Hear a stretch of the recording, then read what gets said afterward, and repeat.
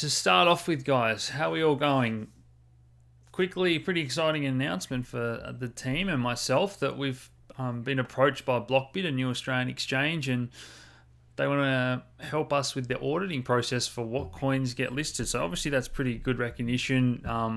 They value our opinion and our fundamental analysis. So another good exchange, Australian-based. They plan on being international, and hopefully we'll be getting all the highest quality coins listed. So I really want to start this episode off with something that's pretty special for me, I guess, and that's the first ever article I read about Bitcoin back in 2012 here, and it's about the ECB, the European Central Bank, commenting about cryptocurrencies and basically saying that this is a Ponzi scheme. This isn't a real substitute for money. We see no reason why anyone would use this. Compared to central bank issued money, blah, blah, blah. So if you ever want to have a look, just Google Bitcoin Zero Hedge 2012 and you'll find this article. But it's interesting that all the points that were raised and spoken about in this article are now being debated again right now this week in Congress and in the US. So that's why I wanted to show you that article. Now, before we get into talk about why the US is pushing back so much and why this is such a hotly debated topic, because the US is the world reserve currency. Obviously, there's lots of hidden agendas. The powers that be don't want to lose that power. A lot happens behind the scenes, and there's an old saying that World War III will be fought on the internet or in with economies, all that sort of thing. So it's not a hot war as such. But this is important to recognize when we read articles like this. So Russia liquidates its treasury holdings, and this is one of the biggest sell-offs they've ever had. And it's actually got them right down to near zero. So they've nearly sold all their government bonds, freeing up a lot of money. Whether that's going into other sectors, I want to sort of talk about that. Maybe a little bit going into crypto. Look, I don't necessarily think that's the case, guys, but very interesting that war about whose currency is going to be the strongest, whose economy is going to be the strongest, exports, we're seeing trade wars, all this sort of thing. This episode tonight is going to be a little bit different. It's all going to tie into crypto at the end, but always interesting to have an opinion on these things, and I think it's very important to at least discuss. So let's dive in and have a look at the three hearings. So this was the first one, speaking at the Financial Services Committee, and this was mainly the Fed chair saying that cryptocurrencies are a great way to laundering money. That was probably the main thing to come out of this hearing. I'm not going to focus on this one too much, but we'll talk about the technical analysis at the end. But just keep this in mind, that's a pretty negative statement, and markets didn't really react that badly. Considering we've been in a 6-month bear market where every bit of bad news smashed the market lower and every bit of good news sort of fell on deaf ears, here we are saying something that's pretty powerful, really, and markets haven't really flinched. So just keep that in mind as we move through. The next one was the CFTC here, talking to the House Committee on Agriculture. So interesting to hear them talking about Ethereum and platform and decentralizations and how this ties in the world of agriculture. And one of the quotes here, don't be too hasty with your cryptocurrency rules. And a lot of the feedback from the members of Congress and their representatives was that of still not understanding what crypto is or how it even works. And, this seems like a Ponzi scheme. What's behind this? And they're kind of having to explain, well, there's nothing really behind gold or nothing really behind government-issued currency other than confidence these days. So that's kind of where we are. And I think we forget that sometimes when we live in this world and living and breathing crypto. The fact is that less than 1% of people really understand what this is, and that goes for Congress as well as the average man on the street, and they're still trying to wrap their heads around what this is, let alone understand it to make suitable legislation. So let's hope they're open-minded. So this is the big one that I watched in full, an hour and a half here, guys. This was the future of money, the digital currency Congress hearing. So the opening remarks from the chairman were, a little bit, again, not really understanding it, kind of saying, well, how is this different to, say, the euro having an electronic version? Or is this going to be widely adopted like a sovereign currency? Are we going to have the ability to freeze and reverse transactions like credit cards? Privacy, all these are all his questions. Again, not really understanding what it is or how it all works. So the next quotes I wanted to go to were that of Mr. Sherman. Now, he said some very negative things. He's been negative in the past in all these hearings. And I guess what he was saying was there's nothing that cryptocurrency or Bitcoin can do that the US dollar can't do. That's his argument. That's his mindset. Now, he wants to ban the buying and mining of cryptocurrency in the US altogether. He said it is only useful for facilitating, narcotic trafficking, tax evasion, and terrorism. The other quote I've got here was that, we make the money, okay? That gives us power as a US, as a world reserve currency. So again, protecting that power, his own interests, so close-minded. I did tweet him. We had Pomp on yesterday, and he did send a tweet to the congressman as well, and I've sent him one because, guys, you know that I've covered these things. Think about all the benefits, microtransactions, across borders, cheaper, faster, censorship resistant, blah, blah, blah. You guys know that long list of benefits that crypto has over banks. So for him to sit there and say that the US dollar can do anything and everything in every country in the world is absolutely ludicrous in my mind. But either way, we'll move on. So the next one was Dr. Michelle. Sorry, one of the men testifying here, and his comments were pretty positive. These guys are trying to convince Congress about all the benefits. So he was saying, don't step in, don't over-regulate here. I really want to see you remove capital gains tax on cryptocurrencies and treat them like a currency because this creates competition. Central banks have a monopoly on money. Look at what they've done in terms of printing it. Bitcoin has a finite supply versus the US dollar, which debased its currency and printed trillions since the financial crisis. So this is his argument about, what is wrong with having competition. And if the US dollar is so good and it's doing such a good job, why are you so scared of competition? It's healthy in the long run. So that was fantastic to hear those messages. We then went back to the chairman, and his sort of following up questions were, is Bitcoin money? What determines its success? Is it just adoption? Because, I feel volatility is a massive headwind. And again, it's interesting to see in such a person that might be making decisions on legislation and the future of cryptocurrency that doesn't quite have their head around or understand what it is. So next up then we had Mr. Foster, and he was a lot more open-minded.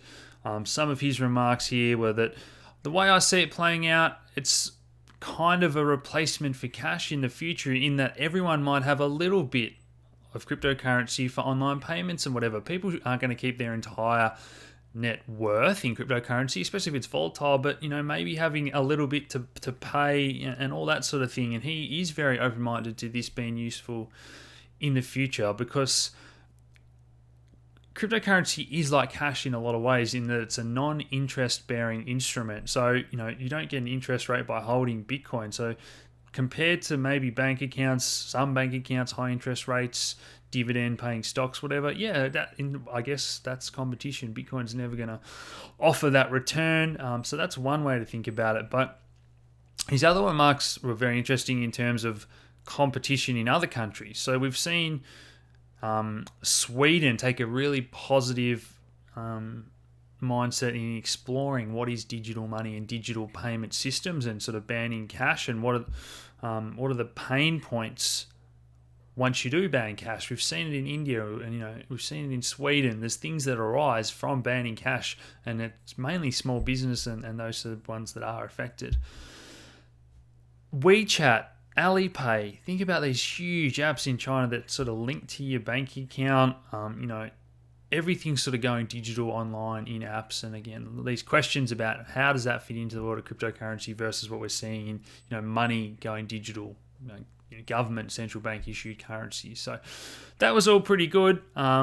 Overall, everyone was pretty positive apart from that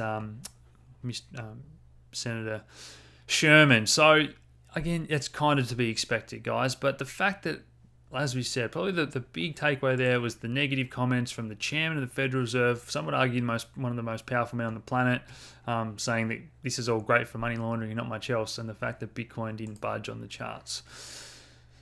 Now, before we get into the charts, I just want to talk a little bit about real estate, because we've seen real estate markets come off a bit in a few countries. So obviously the year-on-year change in Sydney, where markets, average price got up towards $1 million or even over, down 5%, but it's not all doom and gloom. Same as in the past, we've seen the western part of Australia, heavily resource dependent with mining, whatever, come off a lot, but that doesn't mean that the standouts, down here in Tasmania, properties going up. So there's always going to be, pockets of good and bad, but just something to keep an eye on about.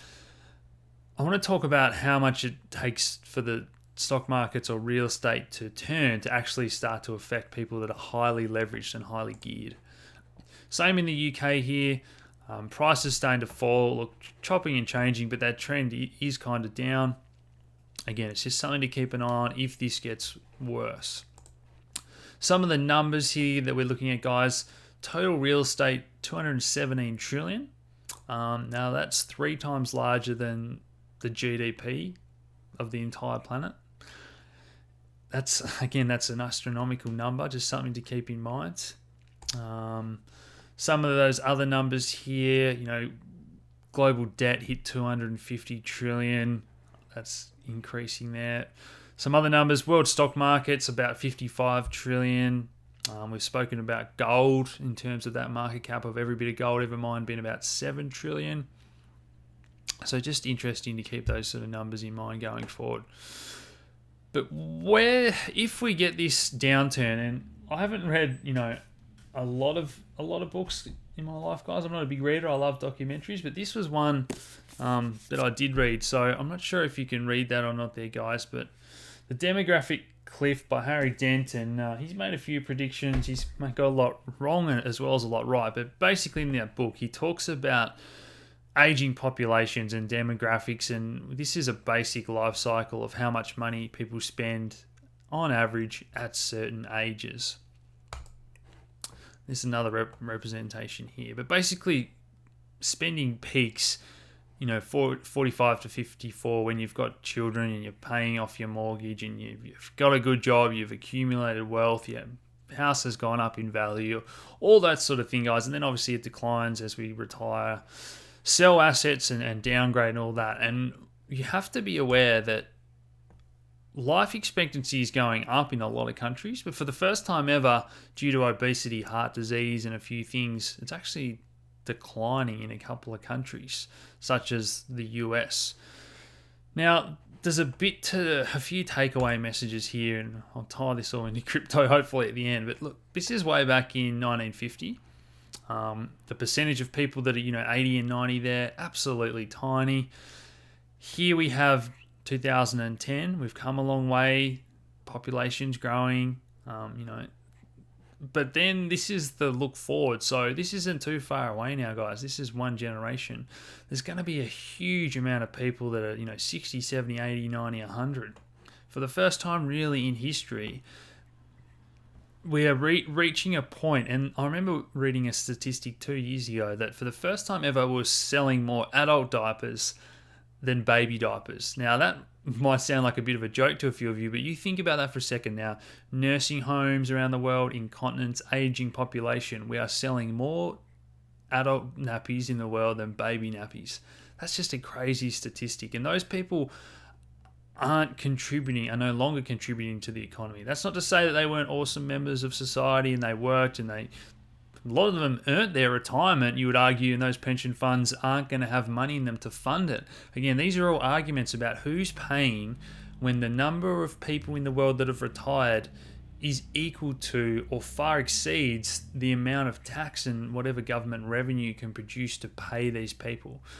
Now, when all this happens, these people start to downsize. They sell their house. They move out of cities. Okay, all these things relate back to these stats that we're seeing in different cities. All that sort of thing, guys. It all sort of ties together, and it only takes a 10 or 20% drop in mortgage prices for a lot of people that have got investment properties, or most people that are getting into the housing market have got 90 or 80% loan to value ratios. So once you get that 10 or 20% drop, all of a sudden that entire debt that they've committed to for the next 20 or 30 years is more than the entire house. You know, they're underwater. So this is just all interesting.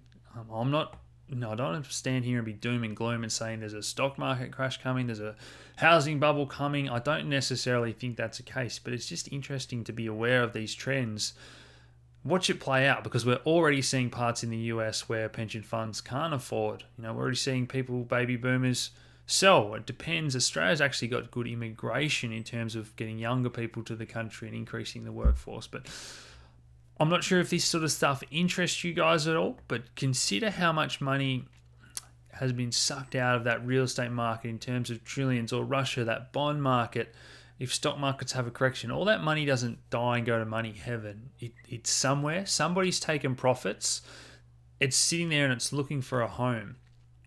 And that's where it's going to be very interesting to see if any of it goes into Bitcoin as an uncorrelated asset class, as a store of value, as a deflationary currency, as protection from the banks and the financial system if they get into trouble again, if the stock markets get frozen, things that trade 24/7. Okay, there's so many reasons why you might have it only has to be 1%, let alone 5%, and the market cap of crypto, absolutely booms. And I've covered those numbers before in a lot of episodes.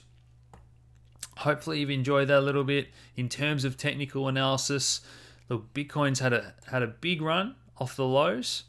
It hasn't really given much back still, which is really, really positive, especially on those Fed chairman remarks.